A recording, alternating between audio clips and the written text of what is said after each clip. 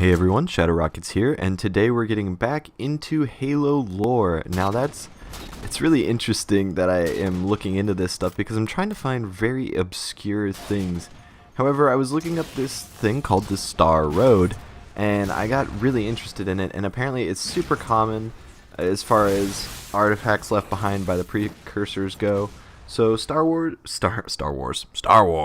Yes, it's a trap. No, this entire video was a trap. No, star roads are seemingly inert. They're several kilometers thick, and essentially they're unbreakable. And they're huge, and they lay across the galaxy for millions and millions and millions of light years. So, for something so big, it's interesting that they don't really talk about it in the video games so much.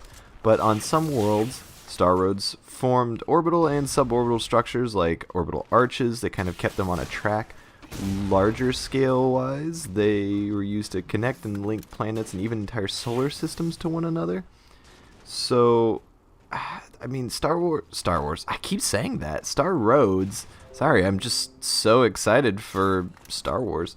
Star Roads are not made of ordinary matter. They're made using exotic neural physics, which, for those who aren't aware, they're able to change their mass at will. It's kind of a thing that the foreigners like to use a lot, or the precursors use a lot. In some star systems, significant portions of locally available mass had already been converted into these structures. So they take up a large amount of mass in space. I mean, we sacrificed, by we, I mean the precursors, I guess I can't say we.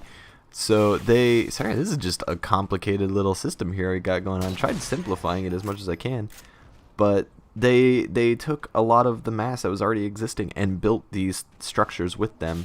And then from there, the structures can change their own mass. They can break apart sections in order to avoid colliding with planets or stars. They can adjust the star orbits. They can be used to move stars elsewhere. It's hard to explain, but they used it to move stars to different locations in space or different solar systems, and other groups just well, I guess I need to just go into this more, don't I? Okay, so like I said, they can remove portions of themselves to collide with other planets, and they do frequently. A complex web of star roads in the system Path Cathana had not survived the eons completely intact because it had crumbled several sections just to avoid collisions, and the precursors just couldn't predict the orbital movements millions and billions of years in advance, so that's why this happened. But even though they can adjust themselves, as in they control it, I mean, you don't have to do anything. The star roads will do it themselves. The foreigner builders insisted that the star roads and other precursor construct were completely inert and lacking any form of internal processor activity. Now the life workers, they didn't quite believe them. They thought they were alive, kind of, but that kind of comes later, actually. An interesting thing happens with that. But in Churum Hakor, in its system, I should say, was once home to many star roads, and they were used by prehistoric humans to link their orbital defenses surrounding the planet. So humans did use these to their advantage at some point in time in history. Now, as far as weaponizing star roads go, just kind of segueing in here, during the last decade of the Foreigner Flood War, it was revealed that the star roads were not completely inert, having amassed a sufficient level of sheer intellect to elevate them to a state of transcendence.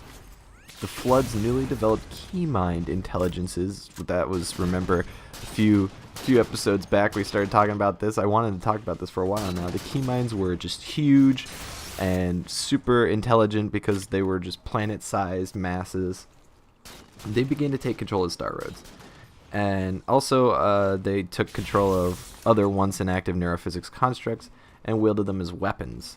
The star roads, in their weaponized form, were incredibly powerful, being capable of either physically tearing apart astronomical bodies and foreigner fleets, interfering with foreigner slip space travel, as well as generating suppression fields to disable foreigner weapons, AI, and shields.